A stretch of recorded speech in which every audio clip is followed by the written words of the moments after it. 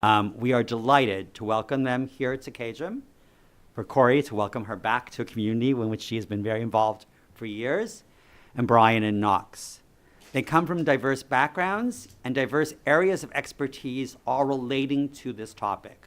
I encourage you to look at their fascinating and impressive biographies in your handouts. We're not going to waste time of our precious ticking seconds. I've never had a second clock before at a panel to show us how much time we have. But they come from the worlds of museums, from museums outreach as centers to the global community. Also for Corey, from experiences in international organizations and military. And then from the worlds of academia and conceptual thinking and law, and from the world of government and policy from the State Department, from the United States government, and a government that reaches then to a global world of responsibility.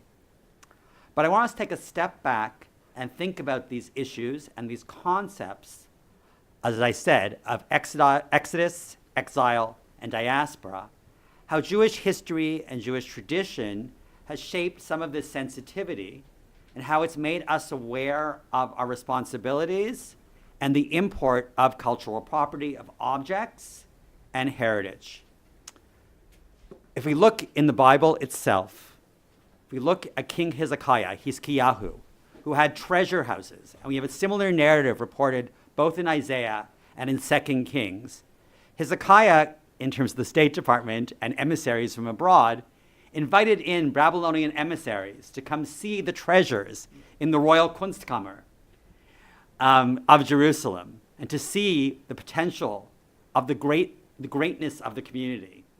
Lo and behold, what happened was those objects, as are reported in the Bible, were actually themselves exiled to Babylonia. They were pillaged and looted. Even earlier in the Jewish heritage of the Bible, in our people's heritage, going back to the idea of Exodus, we know we fled Egypt in such a rush there wasn't time for the bread to rise. Yet somehow we had enough time to pack certain things. And that's sort of impressive. And it's complicated because the Israelites gathered vessels of gold and silver as a form of repatriation from slavery and took those items out with them. And then despite the amazing rush, so they only can take that unleavened bread, perhaps the most material culture object to embody Jewish heritage across the generations, they still managed to pack a few things. Pack a few things because those objects were objects of hope. Most famously, women of Israel packed timbrels, tambourines. Why on earth, when you were rushing out, did you bring a tambourine? Because they had this sense that these objects were going to be objects of hope, objects of meaning, and ultimately objects of celebration and singing at the crossing of the sea, when the sea was split. They also packed mirrors, brass mirrors, which were central, according to the Midrash, to the conception of Jewish children at a time when Jewish boys were being drowned in the Nile. And those objects themselves, those mirrors, were then used to make the bezin, the kior, for the tabernacle, to be used in sacred ceremony. Objects became objects of hope and continuity. Objects that were treasured were also objects of loss and objects of embarrassment in a way, or objects of division, and literally division, because the broken tablets of the law were preserved in the Ark of the Covenant alongside the second set, the complete set. So the objects that were there because of the most famous Jewish sculpture of all time, the golden calf, became objects that were treasured, but objects also of loss, not objects only of wholeness. Next, you can't do next, over 2,000 years of history, and this is obviously really a crash course of Jewish cultural property and connectedness. But I think something that we all, most of us in this room and beyond, think about in looking at this history is we think of the Arch of Titus and that depiction of, once again, the Menorah, the Ark of the Covenant, those sacred objects from the temple being pillaged and being taken to Rome, once again, as symbols of exile and symbols of loss and symbols of preservation. But how do you continue in this new hope, or where do you find hope after losing cultural property? after cultural property being taken over by another people as you lose your central home and your central sense of ownership. I'm going to make another very big jump in history, but I think the objects that many of us have within our own collections, which are objects of the Jewish Cultural Reconstruction, which were objects that were literally orphaned following the Holocaust, and which then found new homes in museums, homes in synagogues and other organizations. And there was an active pursuit of creating an organization and an infrastructure to find new hope and new homes for physical property, for cultural property, for objects as they continue onward into the future after a period of loss. And who will be the new parents for objects that are orphaned? Where can these objects go? What is the right place for them? And we know that the Jewish Cultural Reconstruction has been questioned within our own community and beyond in current discussion. Were these decisions correct? Should objects have left Europe? Who really owned them? Are they property of a larger Jewish community? And if they were, who became the heirs for those objects, internationally and organizationally? We'll discuss several examples in current policy internationally, where these issues arise, where we've seen them arise, where they're rising yesterday, where they probably will arise tomorrow. And what are our responsibilities in particular as Jewish museum professionals concerned with the import of objects and history, objects and memory, and how we enact to do things? What are our responsibilities beyond our own cultural property, quote, our own, meaning Jewish cultural property, but also to global responsibility for communities internationally, and where our own personal and communal and peoplehood examples of responsibility and sacredness for objects, sacredness for memory embodied in objects over generations, from Hezekiah, from Moses, and from all those orphaned individuals who once owned those objects in communities, in synagogues, and in homes that we see with those JCR tags in our storage or in our galleries. What can we do? And with this, I also want to talk about another global issue which will be very important, which is the global issue of climate. Because we talk about disaster preparedness as something which we deal with in museums in a variety of ways, and I think often in our own institutions we deal with that primarily in terms of security and safety. And our own museums have suffered greatly with murder taking place at the United States Holocaust Memorial Museum in Washington and the Jewish Museum of Brussels, Jewish Museum of Belgium in Brussels. And we all know that's something we look about every day in the news and in our own institutions. But we also know that our institutions globally have to be concerned with climate change, no matter what we think, and climate incidents. And we have to secure objects and history and memory in all of these situations, war and hurricanes, from persecution and from ways that we might not expect. So we trace history over centuries, over millennia, but we have concerns for today because we're concerned about what happened yesterday and very much concerns for tomorrow. So I invite our speakers to share their personal reflections, their professional reflections, and then we can think together about these issues.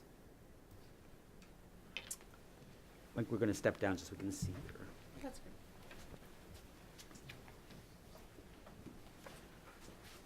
Is there a possibility of taking down the lights on the stage just a hair, maybe? If there is, great. If not, we'll deal. Hi, everybody. I'm Corey Wegner. I'm the Cultural Heritage Preservation Officer at the Smithsonian Institution and the Director of the Smithsonian Cultural Rescue Initiative. But I'm here to talk to you today about a case study that happened long before I ever dreamed of working at the Smithsonian in 2003 after the U.S. invasion of Iraq and the case of the Iraqi Jewish Archive. So some of you may know that during the U.S. invasion of Iraq, the Iraq National Museum was looted by neighborhood Iraqis, as well as possibly a combination of people who had an idea that they might be able to take advantage of the instability caused by armed conflict and had an idea that they would go and take the opportunity to do some looting, as often happens in wartime. But at the same time, right after that, there was an incredible story of finding, in the New York Times, of finding these amazing artifacts of Jewish origin found in the basement of the Mukhabarat, the secret police headquarters in Baghdad. And I was a curator at the Minneapolis Institute of Art, and actually, really strangely, coincidentally, had just been given the brand new responsibility as decorative arts curator for Europe and the United States to curate the Judaica Gallery at the Minneapolis Institute of Art. And as I often got published in the American Jewish World, Corey Wegner, a non-Jew and curator of decorative arts and the Judaica Gallery, I was a little bit of a deer in the headlights, but I had a lot of good colleagues helping me. Evan Maurer, at the director of Minneapolis, who actually helped train me and put me in charge of the gallery. And so lo and behold, it was kind of a stunning coincidence that I would go to Iraq, and before I even left the United States, I was at Fort Bragg reading this amazing story of Jewish archival material being found in the flooded basements of the Mukhabarat headquarters. And I thought, wow, I'm so glad that's not my problem.